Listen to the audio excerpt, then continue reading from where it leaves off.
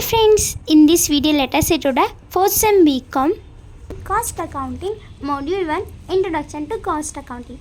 ಈ ವಿಡಿಯೋದಲ್ಲಿ theory points and sums ನೋಡೋಣ. ಥಿಯರಿ ನಾನು only exam point of important theories explain ಮಾಡ್ತಿದ್ದೀನಿ ಚಾಪ್ಟರ್ 1 ಇಂದ. So first one, what is cost sheet? It is a statement prepared to ascertain the cost of manufacturing of the product. It shows the details of various elements of cost. It is prepared daily, weekly, fortnightly, monthly, quarterly, half-yearly and yearly. ಒಂದು cost sheet ಬಂದು ಇದೊಂದು statement of manufacturing of the product. Like ನೀವು ಒಂದು business ಮಾಡಿದ್ದೀರಾ ಅಂದರೆ ನಿಮ್ಗೆ ಎಷ್ಟೊಂದು manufacturing ಇರುತ್ತೆ ಒಂದು ಪ್ರಾಡಕ್ಟ್, ಅದಿಷ್ಟು ಲಿಸ್ಟ್ ಮಾಡೋದನ್ನ ಒಂದು ಕಾಸ್ಟ್ ಶೀಟ್ ಅಂತ ಕರಿತೀವಿ.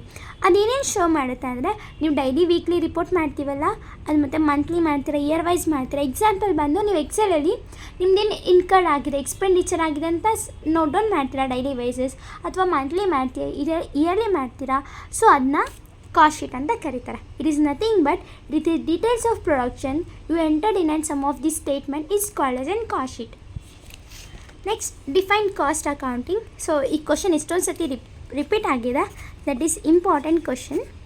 According to CIMA, that is Chartered Institute of Management Accounting, defines as it is the process of accounting for the cost from the point at which expenditure is incurred or committed to the establishment of its ultimate relationship with cost center and cost unit. Cost accounting ಮಾಡಿ ಇದೊಂದು cost off from the point at which expenditure ಯಾವಾಗ incurred ಆಗಿರುತ್ತಲ್ಲ ಅಲ್ಲಿಂದ ಇದು ಒಂದು relationships cost centre ಅಥವಾ cost ಯೂನಿಟ್ವರೆಗೂ incurred ಆಗಿರೋದನ್ನ ನಾವು cost accounting ಅಂತ ಕರಿತೀವಿ. Next we have define over head. ಇದು ಸಹ ಎಷ್ಟೊಂದು ಸತಿ ರಿಪೀಟ್ ಆಗಿದೆ. That is important question. Overhead is the ongoing cost of running a business that are not directly related to the production of goods and services.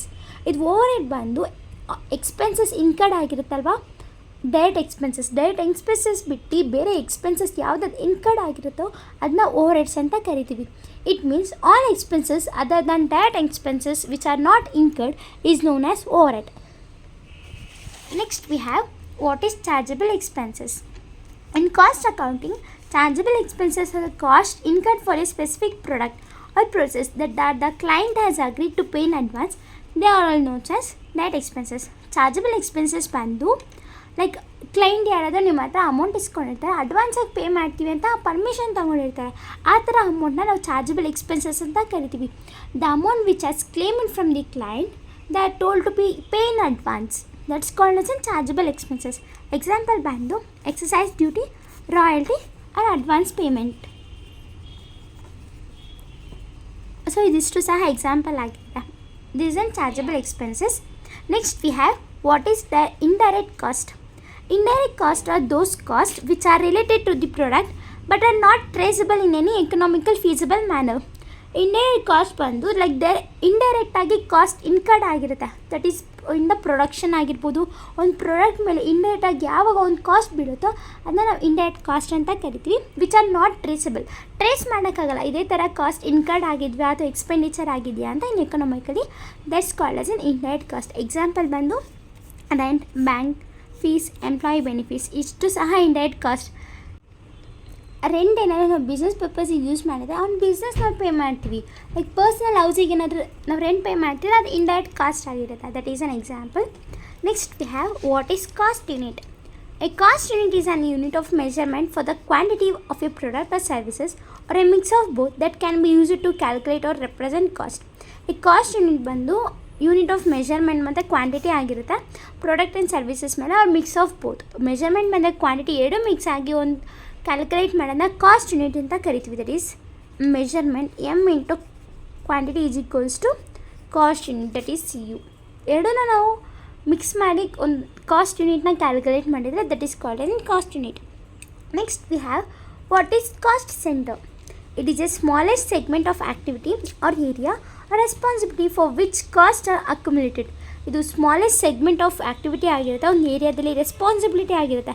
Like ನಾವು ಒಂದು ಕಾಸ್ಟ್ನ pay ಮಾಡ್ತೀವಿ, accumulated ಆಗಿರುತ್ತೆ. Accumulated ಬಂದು ಲೈಕ್ ತಿಂಗಳ ನಮ್ಮದು amount decrease ಆದಂಗೆ ಅದನ್ನ cost centre ಅಂತ ಕರಿತೀವಿ. ಇದು ಸ್ಮಾಲೆಸ್ಟ್ ಸೆಗ್ಮೆಂಟ್ ಆಗಿರುತ್ತೆ. That's called as an cost centre. Next we have define cost. ಇದು ಸಹ ರಿಪೀಟ್ ಆಗಿದೆ. That is important. Cost is the value of money that has been used up to produce something or deliver or a service and hence it is not available for use anymore.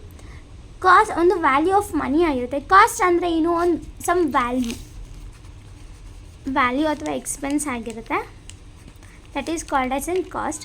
Like something like ಒಂದು product and services ಮೇಲೆ ನಾವು cost incur ಮಾಡ್ತೀವಿ, so ಅದನ್ನ ನಾವು cost ಅಂತ ಕರಿತೀವಿ. Like use ಮಾಡೋಣ, that is called as an cost. Cost is the value of money that can be used on some of the products and services is called as a cost. Give two example for selling and distribution overheads. Selling ಬಂದು sales office expenses ಆಗಿರುತ್ತೆ, advertisements, travel expenses. ಡಿಸ್ಟ್ರಿಬ್ಯೂಷನ್ಗೆ delivery goods to customers, distribution ಮಾಡ್ತಿದ್ವಿ, that is called a selling and distribution overheads examples. Next we have what are the objectives of cost accounting. Like main cost accounting ಏನು object ಇದೆ ಅಂದರೆ sales ಮಾಡ್ತೀವಿ, budgeting, to fix price, to ascertain the cost per unit,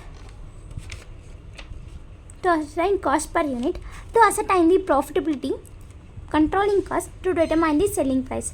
like determining the selling price ಅಂದರೆ ನಾವು cost ಆಗಲೇ ನಾನು ಹೇಳ್ದಂಗೆ cost is equals to measure into quantity ನಾವು ಮಾಡ್ತೀವಿ, ಅದು ಸೆಲ್ಲಿಂಗ್ ಪ್ರೈಸ್ ಮೇಲೆ ಕ್ಯಾಲ್ಕುಲೇಟ್ ಮಾಡ್ತೀವಿ. ಮತ್ತು ಟು ಅಸರ್ಟೈನ್ ದಿ ಪ್ರಾಫಿಟಬಿಲಿಟಿ ಅಂದರೆ ನಾವು ಕಾಸ್ಟ್ ಅಕೌಂಟಿಂಗ್ ಮಾಡೋದೇ ಮೇಯ್ನಾಗಿ ಪ್ರಾಫಿಟಬಿಲಿಟಿ ಕಂಡುಹಿಡಿಯೋಕ್ಕೆ. ಲೈಕ್ ಒಂದು ಇಯರ್ಲಿ ಪ್ರಾಫಿಟ್ ಆಗಿದೆಯಾ ಲಾಸ್ ಆಗಿದೆಯಾ ಅಂತ ಕಂಡುಹಿಡಿಯೋಕ್ಕೋಸ್ಕರ ನಾವು ಕಾಸ್ಟ್ ಅಕೌಂಟಿಂಗ್ ಪ್ರಿಪೇರ್ ಮಾಡ್ತೀವಿ. This are the benefits of or objectives of cost accounting. ಇದಿಷ್ಟು ಸಹ ಥಿಯರಿ ಪಾರ್ಟ್ ಆಗಿರುತ್ತೆ ಫಸ್ಟ್ ಚಾಪ್ಟರ್ದು. ನಾನು ನೆಕ್ಸ್ಟ್ ವೀಡಿಯೋದಲ್ಲಿ ಪ್ರಾಬ್ಲಮ್ಯಾಟಿಕಲ್ ಸಮ್ಸ್ ಎಕ್ಸ್ಪ್ಲೇನ್ ಮಾಡ್ತೀನಿ.